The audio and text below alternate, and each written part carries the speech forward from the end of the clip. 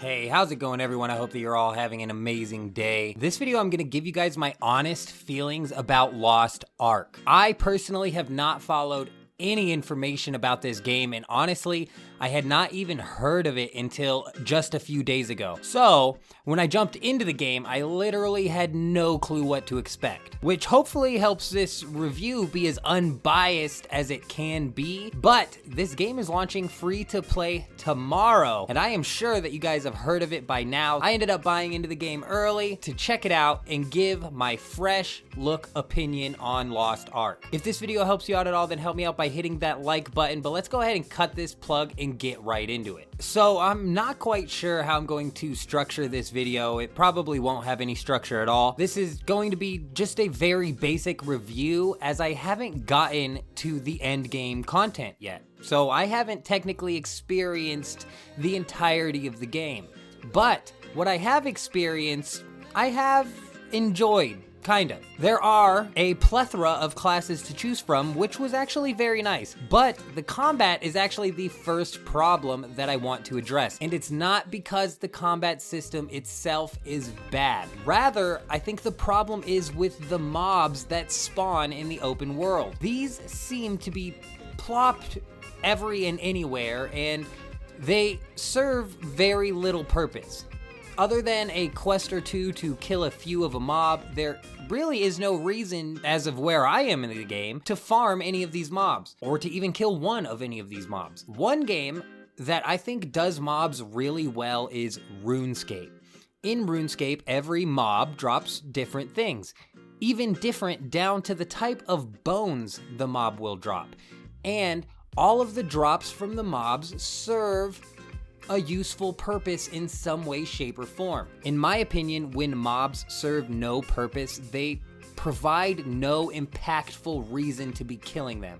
And this is a major problem that isn't specific to Lost Ark, because most MMOs have this problem. But I think that the crammed in feeling that Lost Ark's mobs have make this problem a lot more apparent. Aside from the open world mobs though, the dungeons and hidden dungeons that I have experienced so far have been fantastic. The last dungeon I completed before recording this was the one where you fight a demon boss at the end of an incredibly long dungeon, and the boss has several phases, one of which required using an in-game item as a mechanic to reflect sunlight onto the boss. And this was great and has me really excited to see what other dungeons and bosses will be like. The next thing I want to talk about is the game's progression system, which is, in my opinion, terrible. From what I understand, the main quest line will just push you to the max level, and the end game content is the main game content. This is awful on so many levels. First being that, for me personally, I hate questing and following storylines. So my gameplay so far has been run here, tap G, run there, tap G, kill lame open world mobs, tap G, then finally do some pretty cool dungeons, then again taps G some more. And that's for me, because if you're someone who gets emotionally attached to following these storylines, then this could very well be great for you. But I wouldn't know, because I don't personally care for the story at all. That's not the only problem though, because the design choice of endgame content being the only game content is awful and causes a sense of rush to get to the end game, whereas I'm going to bring up RuneScape again here because I believe that they do this really well. Their game content starts at level 3 and basically never stops.